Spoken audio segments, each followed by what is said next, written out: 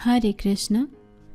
रामायण में वर्णित देवी शबरी की कथा प्रसंग से हम सभी परिचित हैं, पर इसके पीछे छिपे मर्म पर शायद ही लोग ध्यान देते होंगे। माता शबरी ने अपनी भक्ति से यह सिद्ध कर दिया था कि जात पात, कुल, धर्म, बल, चातुर्य, ज्ञान या वेद अध्ययन में ज्ञान होना, ये सारी बातें व्यर्थ हैं। और अगर भक्ति है, भगवान के श्री चरणों में निस्वार्थ पूर्वक मन हर समय रमा रहे, तो और कुछ भी महत्व नहीं रखता। आज की कथा में हम माता शबरी की भगवत प्राप्ति की कथा सुनेंगे। किस प्रकार श्री भगवान ने दंडकारण्य में रहने वाले सभी ऋषि मुनियों का अभिमान तोड़कर माता शबरी का मान बढ़ाया था। त्रेता युग का समय है। वर्णाश्रम धर्म की पूर्ण प्रतिष्ठा है। वनों में स्थान स्थान पर ऋषियों के पवित्र आश्रम बने हुए हैं। तपोधन ऋषियों के यज्ञ धूम से दिशाएं आच्छादित और वेद ध्वनि से आकाश मुखरित हो रहे हैं। ऐसे समय दंडकारण्य में पति पुत्र विहीना, भक्ति श्रद्धा संपन्ना एक वृद्धा भिल्ली रहती थी, जिसका नाम शबरी था। शबरी ने एक बार मतंग मुनि के दर्शन किए। संत दर्शन से उसे परम हर्ष हुआ और उसने विचार किया कि यदि मुझसे ऐसी महात्माओं की सेवा बन सके तो मेरा कल्याण होना कोई बड़ी बात नहीं है। यह सोचकर उसने ऋषियों के आश्रम से थोड़ी दूर पर अपनी छोटी सी कुटिया बना ली और कंदमूल से अपना उदर पोषण करती हुई अपने को नीच समझकर वह अप्रकट रूप से ऋषियों की सेवा करने लगी। जिस मार्ग से ऋषिगण स्नान करने जाया करते, उषा काल से पूर्व ही उसको झाड़ बुहार कर साफ कर देती। कहीं भी कंकड़ या कांटा नहीं रहने पाता। इसके सिवा वह आश्रम के समीप ही प्रातः काल के पहले पहले ईंधन के सूखे ढेर लगा देती। कंकरीले और कंटीले रास्ते को निष्कंटक और कंकड़ों से रहित देखकर तथा द्वार पर समीधा का संग्रह देखकर ऋषियों को बड़ा आश्चर्य हुआ और उन्होंने अपने शिष्यों को यह पता लगाने की आज्ञा दी कि प्रतिदिन इन कामों को कौन कर जाता है। आज्ञाकारी शिष्य रात को पहरा देने लगे और उसी दिन रात के पिछले पहर शबरी ईंधन का बोझ रखती हुई पकड़ी गई। शबरी बहुत डर गई। शिष्यगण उसे मतंग मुनि के सामने ले गए और उन्होंने मुनि से कहा कि महाराज, प्रतिदिन रास्ता साफ करने और ईंधन रख जाने वाले चोर को आज हम पकड़ लिए हैं। यह भिल्ली ही प्रतिदिन ऐसा क्या करती है। शिष्यों की बात को सुनकर भय कातरा शबरी से मुनि ने पूछा, तू कौन है और किसके लिए प्रतिदिन मार्ग बुहारने और ईंधन लाने का काम करती है। भक्तिमती शबरी ने कांपते हुए अत्यंत विनय पूर्वक प्रणाम करके कहा, नाथ, मेरा नाम शबरी है। मंदभाग से मेरा जन्म नीच कुल में हुआ है। मैं इसी वन में रहती हूँ और आप जैसे तपोधन मुनियों के दर्शन से अपने को पवित्र करती हूँ। अन्य किसी प्रकार की सेवा में अपना अनाधिकार समझकर मैंने इस प्रकार की सेवा में ही मन लगाया है। भगवान, मैं आपकी सेवा के योग्य नहीं। कृपा पूर्वक मेरे अपराध को क्षमा करें। शबरी के इन दीन और यथार्थ वचनों को सुनकर मुनि मतंग ने दया परवश हो अपने शिष्यों से कहा कि यह बड़ी भाग्यवती है। इसे आश्रम के पास एक कुटिया में रहने दो और इनके लिए अन्न आदि का उचित प्रबंध कर दो। ऋषि के दयापूर्वक वचन सुनकर शबरी ने हाथ जोड़कर प्रणाम किया और कहा, कृपानाथ, मैं तो कंद मूल से ही अपना उदर पोषण कर लिया करती हूँ। आपका अन्न प्रसाद तो मुझे इसलिए इच्छित है कि इससे मुझ पर आपकी वास्तविक कृपा होगी, जिससे मैं कृतार्थ हो सकूंगी। मुझे न तो वैभव की इच्छा है और न मुझे यह संसार ही प्रिय लगता है। दीनबंधु, मुझे तो आप ऐसा आशीर्वाद दें कि जिससे मेरी भगवान में प्रीति हो। विनयावत श्रद्धालु शबरी के ऐसे वचन सुनकर मुनि मतंग ने कुछ देर सोच विचार कर प्रेम पूर्वक उससे कहा, कल्याणी, तू निर्भय होकर यहाँ रह और भगवान के नाम का जप किया कर। ऋषि की कृपा से शबरी जटा चीर धारणी होकर भगवान भजन में निरत हो आश्रम में रहने लगी। अन्यान्य ऋषियों को यह बात अच्छी नहीं लगी। उन्होंने मतंग ऋषि से कह दिया कि आपने नीच जाति की शबरी को आश्रम में स्थान दिया है। इससे हम लोग आपके साथ भोजन करना तो दूर, संभाषण भी करना नहीं चाहते। भक्ति तत्व के मर्मज्ञ मतंग ने इन शब्दों पर कोई ध्यान नहीं दिया। वे इस बात को जानते थे कि ये सब भ्रम में है। शबरी के स्वरूप का इन्हें ज्ञान नहीं है। शबरी केवल नीच जाति की साधारण स्त्री नहीं है, वह एक भगवत भक्ति परायणा उच्च आत्मा है। उन्होंने इसका कुछ भी विचार नहीं किया और वे अपने उपदेश से शबरी की भक्ति बढ़ाते रहे। इस प्रकार भगवत गुण स्मरण और गान करते करते बहुत समय व्यतीत हो गया। मतंग ऋषि ने शरीर छोड़ने की इच्छा की। यह जानकर शिष्यों को बड़ा दुख हुआ। शबरी अत्यंत क्लेश के कारण क्रंदन करने लगी। गुरुदेव का परम धाम में पधारना उनके लिए असहनीय हो गया था। वह बोली, नाथ, आप अकेले ही न जाएं, यह किंकरी भी आपके साथ जाने के लिए तैयार है। शबरी को सम्मुख देखकर मतंग ऋषि ने कहा, सुव्रते, तो यह विषाद छोड़ दे। कौशल किशोर भगवान श्री रामचंद्र इस समय चित्रकूट में हैं। वे यहाँ अवश्य पधारेंगे। उन्हें तू इन्हीं चर्म चक्षुओं से प्रत्यक्ष देख सकेगी। वे साक्षात परमात्मा नारायण हैं। उनके दर्शन से तेरा कल्याण हो जाएगा। भक्तवत्सल भगवान जब तेरे आश्रम में पधारेंगे तब उनका भली भांति आतिथ्य करके अपने जीवन को सफल करना। तब तक तू श्री राम नाम का जप करती हुई उनकी प्रतीक्षा कर। शबरी को इस प्रकार का आश्वासन देकर मुनि दिव्य लोक को चले गए। इधर शबरी ने श्री राम नाम में ऐसा मन लगा लिया कि उसे दूसरी किसी बात का ध्यान नहीं रहा। शबरी कंदमूल फलों पर अपना जीवन निर्वाह करती हुई भगवान श्री राम के शुभ आगमन की प्रतीक्षा करने लगी। जैसे जैसे दिन बीत रहे थे वैसे वैसे शबरी की राम के दर्शन की लालसा और प्रबल होती जा रही थी। जरा सा शब्द सुनते ही वह दौड़कर बाहर जाती और बड़ी आतुरता के साथ प्रत्येक वृक्ष, लता, पत्र, पुष्प और फलों से तथा पशु पक्षियों से पूछती कि अब राम कहाँ हैं और कहाँ पहुँचे हैं। प्रातःकाल कहती कि भगवान आज संध्या को आएंगे। सायंकाल फिर कहती कि कल सवेरे तो वो अवश्य ही आएंगे। कभी घर के बाहर जाती, कभी भीतर आती। कहीं मेरे राम के कोमल चरण कमलों में चोट न लग जाए, इसी चिंता से बार बार रास्ता साफ करती। कांटे कंकड़ों को बुहारती, घर को नित्य गोबर से लीपती, नित्य नई मिट्टी गोबर की चौकी बनाती। कभी चमक कर उठती, कभी बाहर जाती और सोचती कि भगवान बाहर आ ही गए होंगे। वन में जिस पेड़ का फल सबसे अधिक सुस्वाद और मीठा लगता, वही अपने राम के लिए बड़े चाव से रखती। इस प्रकार शबरी उन राजीव लोचन राम के शुभ दर्शन की उत्कंठा से पागल सी हुई जा रही थी। सूखे पत्ते वृक्षों से झड़कर नीचे गिरते तो उनके शब्दों को शबरी अपने प्रिय राम के पैरों की आहट समझकर दौड़ पड़ती। इस प्रकार उसका चित्त आठों पहर श्री राम में ही रमा रहने लगा, परंतु राम नहीं आए।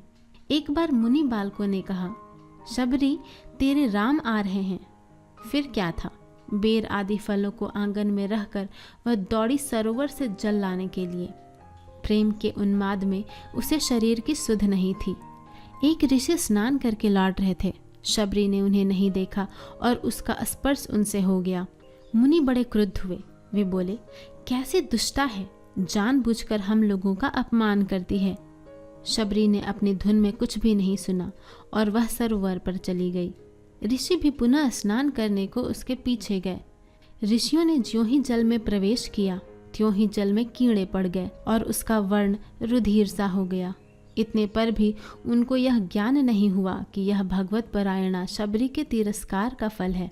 इधर जल लेकर शबरी पहुँचने नहीं पाई थी कि दूर से भगवान श्री राम मेरी शबरी कहाँ है पूछते हुए दिखाई दिए। यद्यपि अन्यान्य मुनियों को भी यह निश्चय था कि भगवान अवश्य पधारेंगे, फिर भी उनको ऐसी धारणा थी कि वे सर्वप्रथम हमारे ही आश्रम में पदार्पण करेंगे। परंतु दीनवत्सल भगवान श्री रामचंद्र जब पहले उनके यहाँ न आकर शबरी की मढ़ैया का पता पूछने लगे, तब उन तपोबल के अभिमानी मुनियों को बड़ा आश्चर्य हुआ।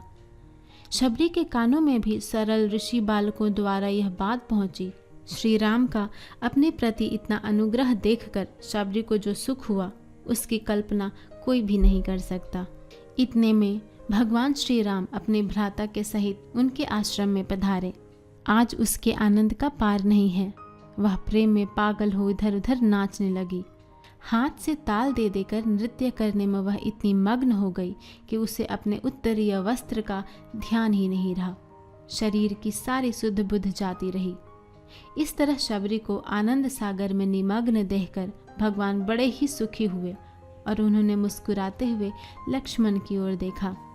तब श्री लक्ष्मण जी ने हंसते हुए गंभीर स्वर में कहा, शबरी, क्या तू नाचती ही रहेगी? देख, श्री राम कितने देर से खड़े हैं।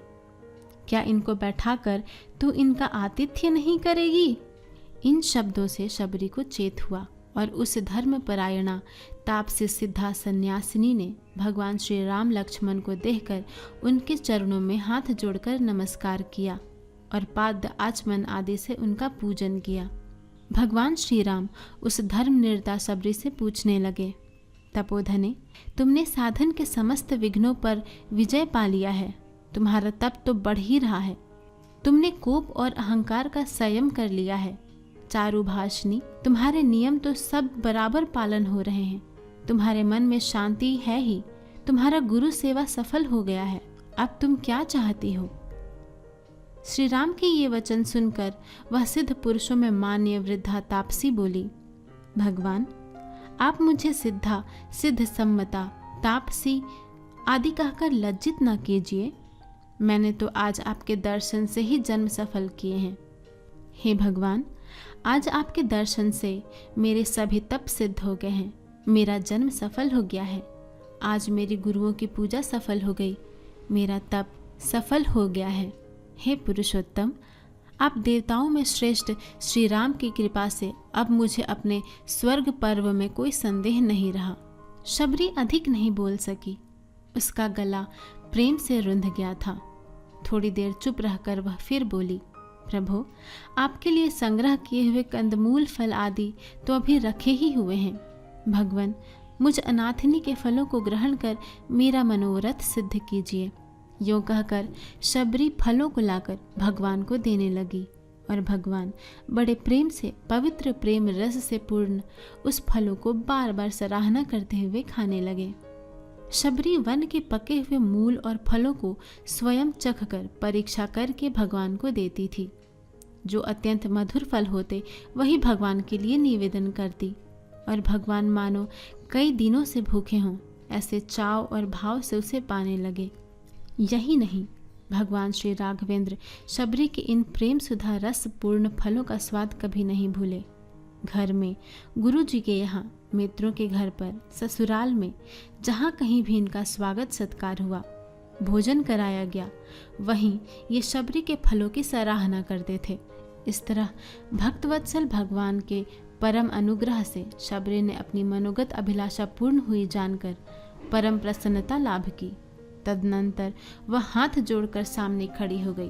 प्रभु को देख देखकर उसकी प्रीति सरिता में अत्यंत बाढ़ आ रही थी और उसने स्तुति करते हुए कहा, केही विधि स्तुति करो तुम्हारी, अधम जाति में जड़मति भारी। अधम ते अधम, अधम अति नारी, तिनके महा में मति मंद अघारी। शबरी के इन बातों को सुनकर पतित पावन भक्तवत्सल भगवान ने उत्तर में कहा, भामिनी, तुम मेरी बात सुनो। मैं एकमात्र भक्ति का नाता मानता हूँ। जो मेरी भक्ति करता है वह मेरा है और मैं उसका हूँ।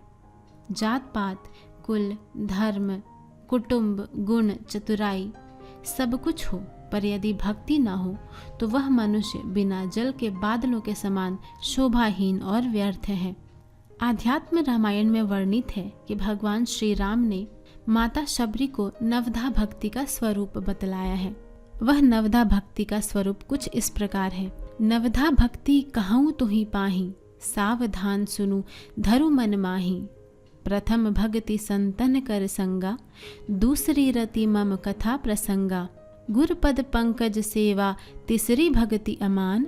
चौथी भक्ति मम गुण गन करई कपट तज गान। मंत्र जाप मन दृढ़ विश्वासा, पंचम भजन सो वेद प्रकाशा। छठ दम सील बीरति बहुकर्मा, नीरत निरंतर सज्जन धर्मा। सात अवसम मोहिमय जग देखा, मोते संत अधिक करि लेखा। आठव जथा लाभ संतोषा, सपने हूँ नहीं देखई पर दोषा।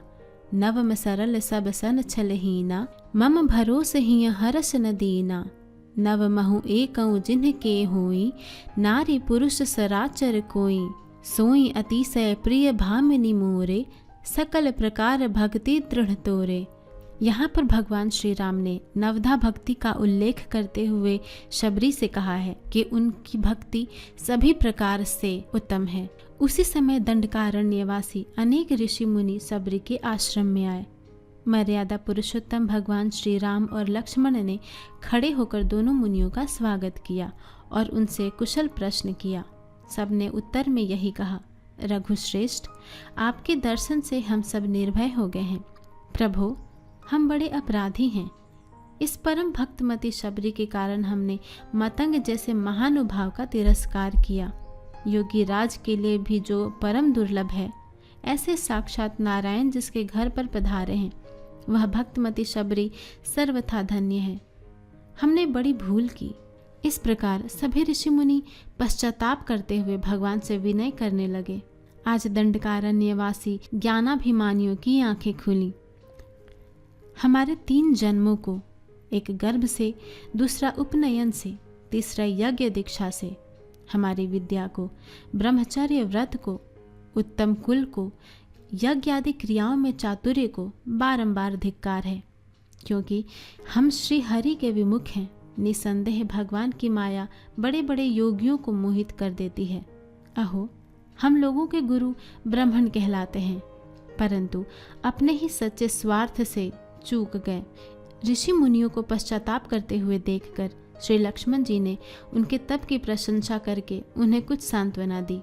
तदनंतर एक ऋषि ने कहा, शरणागत वत्सल, यहाँ के सुंदर सरोवर में कीड़े क्यों पड़ गए हैं तथा उसका जल रुधिर सा क्यों हो गया है? लक्ष्मण जी ने हंसते हुए कहा, मतंग मुनि के साथ द्वेष करने तथा शबरी जैसी राम भक्ता साध्वी का अपमान करने के कारण आपके अभिमान रूपी दुर्गुण से ही यह सरोवर इस दशा को प्राप्त हुआ है।